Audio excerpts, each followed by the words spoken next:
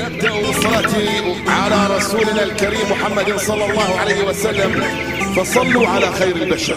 اللهم صل وسلم وبارك على محمد وعلى آل محمد، رسولنا النبي الأمي المبعوث رحمة للعالمين، خاتم الأنبياء والمرسلين، نور هذه الأمة وضياؤها، وشفيعنا يوم الحساب.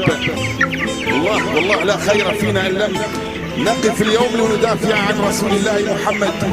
لا خير فينا إن لم نستغل منابرنا للدفاع عن ديننا، وهم يستغلون منابرهم ونحن نتجاوز بحجة حرية الرأي، أو ليخرج أحد فينا ويقول لا تخلطوا الدين بالرياضة، لا تخلطوا